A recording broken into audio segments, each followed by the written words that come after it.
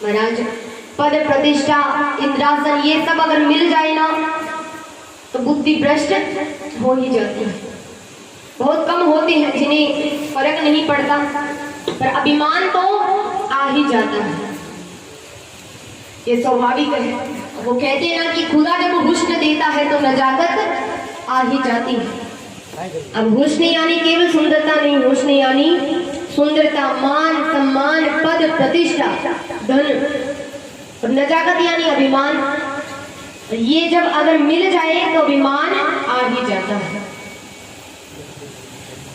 तो यहाँ पर इंद्र को अभिमान था इंद्रासन का। तो महाराज यहाँ पर इंद्र ने गलती की, गुरु को अपमानित किया। अपमानित यानी गुरु के सम्मान में खड़े नहीं हुए। तो गुरु बिना किसी से कुछ कहे वहां से चले जाते हैं। अब ये बात दैत्यों के गुरु शुक्राचार्य जी को पता चलती है।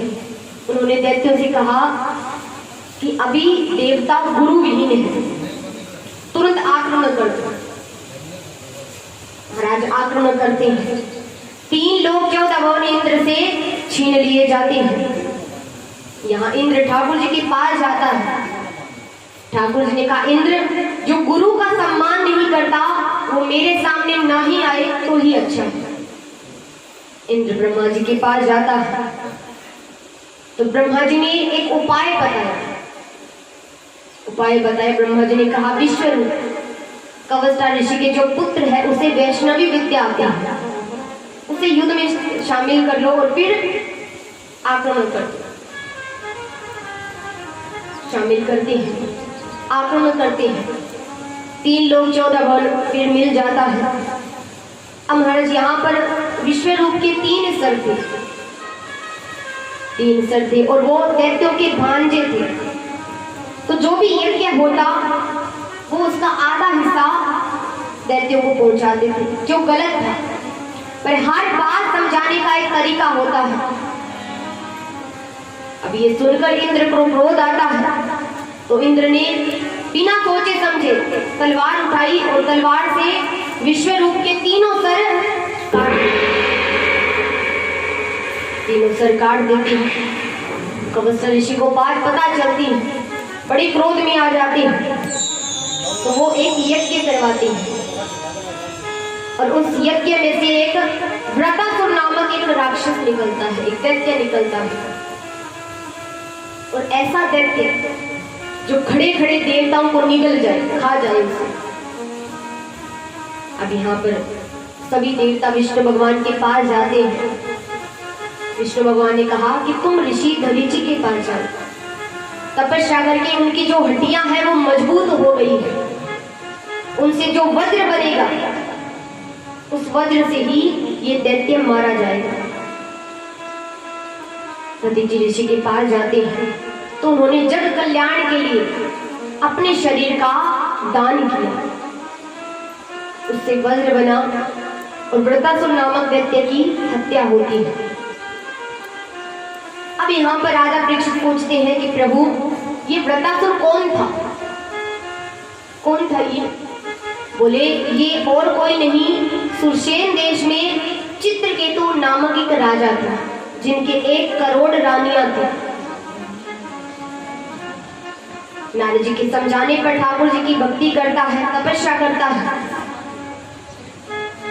ठाकुर जी प्रसन्न होते हैं। प्रसन्न होकर उन्होंने अपना एक विमान दिया और कहा कि इस विमान पर बैठकर तुम कहीं भी आराम से जा सकते हो, जहां तुम जाना चाहो वहां तुम जा सकते हो। तो यहाँ पर महाराज वो उस विमान का इस्तेमाल करते हैं और सबसे पहले ब्रह्मलोक जाते हैं और देखते हैं कि ब्रह्मा जी रचना का कार्य कर रहे हैं। उसके बाद इंद्र लोक जाते हैं, देखते हैं कि इंद्र भी अपने कार्यों में व्यस्त है। फिर ठाकुर जी के धाम जाते हैं, ठाकुर जी भी आराम कर रहे हैं। कैलाश पर्वत पहुंचते हैं, वहां उन्होंने देखा कि पार्वती माता महादेव जी बैठे हुए हैं और सामने कई ऋषिगण बैठे हुए हैं।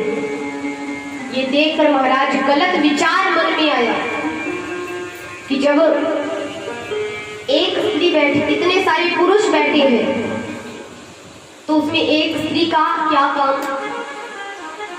और ये विचार नीचे जाकर उन्होंने पार्वती माता से कह दिया। महाराज सुनकर क्रोध आता है पार्वती माता को, और क्रोध में आकर उन्होंने श्राप दिया कि तुम एक भक्त होकर, ठाकुर जी के भक्त होकर असुरों जैसे विचार रखते हो, मैं तुम्हें श्राप देती हूँ कि तुम असुर योनि को ही प्राप्त हो जाओ। क्यों? क्योंकि पहली बात तो ये कि ये जो ऋषि बैठे हैं ना, ये सब मेरे पुत्र के समान है। और दूसरी बात ये कि कोई भी मंगल कार्य में पति पत्नी को साथ ही बैठना चाहिए। अगर वो साथ बैठे तो वो गलत नहीं है। घर में कोई भी मंगल कार्य हो, पति पत्नी को हमेशा साथ ही बैठना चाहिए।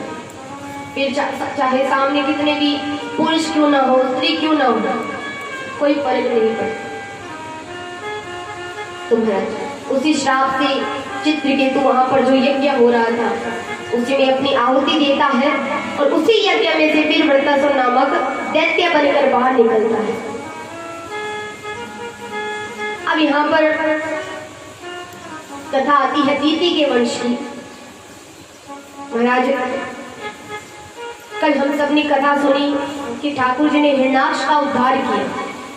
दीति के दो पुत्र हुए, एक पुत्र था हिरण्याक्ष और दूसरा हिरण्यकश्यप।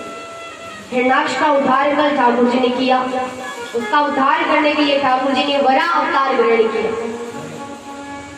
अब यहाँ पर हिरण्यकश्यप भाई थे उनके, तो मृत्यु का बदला लेने के लिए हिरण्यकश्यप ने विचार किया कि पहले तपस्या करते हैं।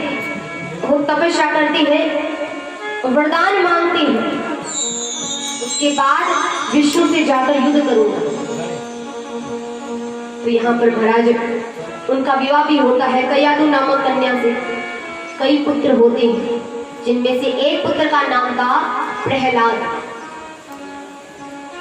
अब यहाँ पर तपस्या करने जाते हैं। जैसे ही एक पेड़ के नीचे तपस्या करने बैठते हैं कि उस पेड़ के ऊपर एक सुआ बैठा था। सुआ यानी तोता, सुआ बैठा था। और तपस्या करने बैठते ही उस सुए ने कहा नारायण नारायण नारायण। हिरण्यकश्यप ने विचार किया कि आज दिन ही खराब है। तपस्या करने बैठा और शत्रु का नाम ले लिया। वापस जाते हैं, घर पर वापस आ जाते हैं। पत्नी ने पूछा कि अरे आप अभी तो तपस्या करने गए थे, इतनी जल्दी वापस कैसे आ गए? बोले हाँ मैं गया था, पर उस पेड़ के ऊपर एक सुआ बैठा, उसने कहा नारायण नारायण नारायण, मैं वापस आ गया। अब यहाँ पत्नी ने विचार किया कि ये नाम 3 बार ले लिया, यही नाम अगर 108 बार ले ले तो एक माला तो हो जाएगी, पर इनके मुख से ये नाम बुलवाऊं कैसे? ये तो विष्णु भगवान को अपना सबसे बड़ा शत्रु समझते हैं, कैसे बुलवाऊं? अब यहाँ पर महाराज हर थोड़ी देर में कयादु जाए हिरण्यकश्यप के पास और पूछे कि भैया आप अभी तो तपस्या करने गए थे, वापस कैसे आ गए? हिरण्यकश्यप ने कहा मैंने बताया ना कि मैं तपस्या करने गया था, उस पेड़ के ऊपर एक सुआ बैठा, उसने कहा नारायण नारायण नारायण, मैं वापस आ गया। अब यहाँ पर महाराज थोड़ी देर बाद फिर कयादु आती है, अरे मैं फिर से भूल गई, पता नहीं क्या हो गया है, आप वापस क्यों आ गए? हिरण्यकश्यप ने कहा मैंने बताया तो था कि मैं गया था, उस पेड़ के ऊपर एक सुआ बैठा, उसने कहा नारायण नारायण नारायण, मैं वापस आ गया। ऐसे करते करते करते 105 बार नाम हो जाते हैं ठाकुर जी के। अब बचे और कितने? 3 और बचे। अब वो कैसे बुलवाए? अब इतनी बार नाम लेवा चुकी है कयादु को, अब जाने में डर लग रहा है क्योंकि राक्षस है। फिर भी कैसे तैसे कयादु ठाकुर जी का नाम लेकर जाती है। रात्रि का समय, हाथ में दूध का गिलास लेकर जाती है। अरे मैं पता नहीं क्या हो गया है, कोई भी याद कुछ भी बात याद नहीं रहती, आप वापस क्यों आ गए? हिरण्यकश्यप ने कहा मैंने तुम्हें अभी तो बताया, कितनी बार बता दिया कि मैं गया था, लेकिन उस पेड़ के ऊपर एक सुआ बैठा था, उसने कहा नारायण नारायण नारायण। हो गया, मेरा काम हो गया तुम्हारा। इसीलिए कहते हैं, ठाकुर जी ने भी कहा है कि भाव कुभाव अनंत आलसु, नाम जपत मंगल दिशित। कैसे भी नाम लो, भाव से लो, बिना भाव से लो, आलस में लो, शत्रुता में लो, पर नाम लो, ठाकुर जी का नाम। अब फिर महाराज हिरण्यकश्यप तपस्या करने जाता है, ब्रह्मा जी की तपस्या करता है। ब्रह्मा जी प्रसन्न होते हैं, ब्रह्मा जी से बहुत वरदान मांगता है, ऐसा वरदान कि उसके हिसाब से फिर उसे कोई मार नहीं सकता, कोई मार नहीं सकता। तपस्या कर वापस आता है। अब यहाँ पर बचपन से सभी बच्चों को समझाया जाता कि भगवान यानी राजा हिरण्यकश्यप और कोई नहीं, केवल हिरण्यकश्यप। सब बच्चों को बताया जाता, प्रजा को बताया जाता कि केवल भगवान हिरण्यकश्यप। अब यहाँ पर एक बार प्रहलाद जी खेलते खेलते कहीं जा रहे थे, सामने एक कुम्हारिन का घर था। कुम्हारिन यानी जो मटके इत्यादि बनाती है, सामने कुम्हारिन का घर था। कुम्हारिन रुदन कर रही थी, रो रही थी। प्रहलाद जी ने पूछा कि क्या बात है, आप क्यों रुदन कर रही हैं, क्यों रो रही हैं? तो उस कुम्हारिन ने कहा कि राजकुमार, मेरे पास मैंने एक बिल्ली को पाला था, उसके 2 बच्चे हैं। अब मुझे पता नहीं चला कि वो कब इस मटके में आकर बैठ गए और मैंने इसे आग पे चढ़ा दिया, वो जल गए हैं। तो मैं भगवान से प्रार्थना कर रही हूँ कि वो उन्हें बचा दे। प्रहलाद जी ने कहा प्रार्थना क्या करना है, अभी जाकर कह देता हूँ। बोले राजकुमार आप जानते हो भगवान को? बोले हाँ, मेरे पिताजी तो है राजा हिरण्यकश्यप। तुम्हारे ने कहा नहीं राजकुमार, वो भगवान नहीं है, भगवान तो परम पिता परमेश्वर भगवान विष्णु है, वो भगवान नहीं है। बड़ा सुनकर क्रोध आता है। प्रहलाद जी अपनी तलवार निकालते हैं और कुम्हारिन से कहते हैं कि मैं अपने भगवान को तुम्हें दिखा सकता हूँ, तुम्हारा भगवान है तो तुरंत उसे सामने आने को कहो, वरना आज इस तलवार से तुम्हारी मृत्यु निश्चित है। और यहाँ पर महाराज कुम्हारिन ठाकुर जी को आवाज लगाते हैं, ठाकुर जी को पुकारती है और वहां पर साक्षात परम पिता परमेश्वर भगवान विष्णु वहां प्रकट होते हैं। अब तो इस रूप को देखकर प्रहलाद जी के हाथ से तलवार छूट जाती है। अब तो प्रहलाद जी के मुख में केवल एक ही नाम, जय श्री हरि जय श्री हरि जय श्री हरि, केवल एक नाम। ठाकुर जी का रूप देख रहे हैं प्रहलाद जी। अब तो ठाकुर जी का नाम लेते लेते जा रहे हैं प्रहलाद जी, हर जगह केवल ठाकुर जी का नाम ले रहे हैं। गुरुकुल से गुरु जी को बुलाकर लेकर आओ। यहाँ पर जाते हैं बुलाने के लिए सारे सेवक। प्रहलाद जी से पूछते हैं राजा हिरण्यकश्यप को कि पुत्र किसका नाम ले रहे थे? पूछ ही रहे हैं कि इतने में गुरु जी आ जाते हैं। राजा हिरण्यकश्यप कहते हैं कि जाओ इसे राक्षसों की विद्या सिखाओ और इसके मन में ये बात डाल दो कि भगवान यानी राजा हिरण्यकश्यप और कोई नहीं, केवल हिरण्यकश्यप। अब यहाँ पर महाराज गुरुजी लेकर जाते हैं गुरुकुल। गुरुजी पढ़ाते हैं, गुरुजी कहते हैं कि कहो। गुरुजी पढ़ाना शुरू करते हैं कि कहो राजा हिरण्यकश्यप नमो नमः, हिरण्यकश्यप नमो नमः, हिरण्यकश्यप नमो नमः। सारे बच्चे कहते हैं। प्रहलाद जी कहते हैं नहीं गुरुजी, हमें तो भगवान को मनाना है, इनसे कहने को कहिए कि जय श्री हरि, जय श्री हरि, जय श्री हरि। गुरु जी कहते हैं नहीं, कहो राजा हिरण्यकशिपु को नमो नमः, हम श्री हरि को नहीं जानते। और ये कहते ही गुरु जी की तबीयत खराब हो जाती है, खराब हो जाती है। प्रहलाद जी ने कहा कई वेद बुलाए जाते हैं, डॉक्टर बुलाए जाते हैं, कई औषधियां दी जाती हैं, पर कुछ असर नहीं हो रहा। प्रहलाद जी कहते हैं गुरु जी कहिए जय श्री हरि, जय श्री हरि। गुरु जी कहते हैं नहीं, राजा हिरण्यकशिपु नमो नमः, हिरण्यकशिपु नमो नमः, कुछ असर नहीं हो रहा। फिर प्रहलाद जी कहते हैं गुरु जी एक बार कहिए, मेरे कहने से सिर्फ एक बार कहिए जय श्री हरि, जय श्री हरि, जय श्री हरि। और गुरु जी यहाँ कहना शुरू करते हैं जय श्री हरि, जय श्री हरि, जय श्री हरि। और गुरु जी की तबीयत एकदम सही हो जाती है, एकदम ठीक हो जाती है। अब तो यहाँ पर सब पूछते हैं कि अरे अपने भगवान के बारे में कुछ बताओ तो सही, वो कैसे हैं, कैसे दिखते हैं, कैसे अपने भक्तों की रक्षा करते हैं। तो यहाँ पर प्रहलाद जी ठाकुर जी के बारे में बताते हैं। प्रहलाद जी कहते हैं, तो यहाँ तो ठाकुर जी के नाम के गुणगान हो रहे हैं। तो विचार करते हैं कि कहाँ राजा ने यहाँ राक्षसों की विद्या सिखाने के लिए भेजा था और प्रहलाद इनको ठाकुर जी की विद्या सिखा रहा है।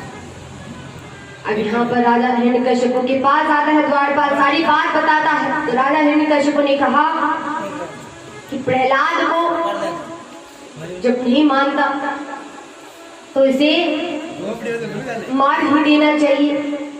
तो महाराज कई कोशिश करता है राजा हिरण्यकशिपु प्रहलाद जी को मारने की। यहाँ पर ऊंचे पहाड़ से प्रहलाद जी को नीचे फेंका जाता है। राजा हिरण्यकशिपु कहता है कि मुझे ऐसा पुत्र चाहिए ही नहीं। ऊंचे पहाड़ से नीचे फेंका जाता है, कुछ नहीं होता। महाराज जलाने की कोशिश की जाती है, अपनी बहन होलिका के साथ जलाने की कोशिश की जाती है, पर कुछ नहीं होता। प्रहलाद जी को होलिका जल जाती है, प्रहलाद जी को कुछ नहीं होता। तभी से हम ये होलिका त्योहार मना रहे हैं। तो महाराज गरम गरम उबलते हुए तेल में डाला जाता है, पर कुछ नहीं होता। क्यों नहीं होता? कि जाको राखे साइया मार सके ना कोई। राजा हिरण्यकशिपु ने कहा इतनी कोशिश करता हूं तुम्हें मारने की, तुम्हें कुछ हो क्यों नहीं रहा? तब यहाँ पर प्रहलाद जी कहते हैं कि पिताश्री मारना और बचाना ये हमारे हाथ नहीं है, हमारे हाथ में नहीं है, ये केवल श्री हरि के हाथों में है, केवल भगवान के हाथों में है। प्रहलाद जी कहते हैं पिताश्री मेरी बात मानिए, मेरी बात समझिए, क्योंकि मारने वाला भी भगवान है और बचाने वाला भी भगवान है। और प्रहलाद जी कहते हैं बता भगवान यानी प्रहलाद जी के मुख में तो केवल एक ही नाम। अब तो राजा हिरण्यकशिपु के सामने प्रहलाद जी ठाकुर जी का नाम ले रहे हैं। क्या करते हैं? वो जीव में है, निर्जीव में है। राजा हिरण्यकशिपु कहता है निर्जीव में है, निर्जीव में है तेरा श्री हरि। बोले हाँ निर्जीव में भी है। तो पास में एक खंबा खड़ा था, तो कहता है कि इस खंबे में है तेरा श्री हरि। बोले हाँ इस खंबे में भी है। तो राजा हिरण्यकशिपु गदा उठाता है, जोर से उस खंबे को मारता है और उस खंबे में से साक्षात महाराज, साक्षात ठाकुर जी नरसिंह रूप में प्रकट होते हैं। बोले नरसिंह भगवान की। तो राजा हिरण्यकशिपु से भयंकर युद्ध करते हैं और अंत में ठाकुर जी कहते हैं उससे कि जो वरदान तूने ब्रह्मा जी से मांगा था उस वरदान के दायरे में रहकर मैं तुझे मार रहा था। तूने कहा था 12 महीनों में मैं किसी भी महीने में ना मरूं, तो ये 13वां महीना है, पुरुषोत्तम महीना।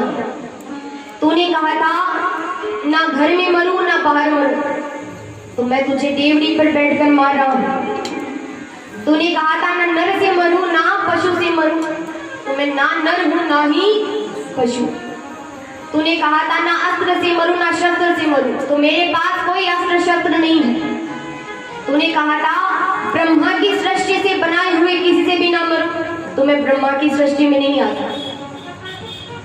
और यहाँ पर महाराज ठाकुर जी अपने नाखूनों से राजा हिरण्यकशिपु की छाती को फाड़ते हैं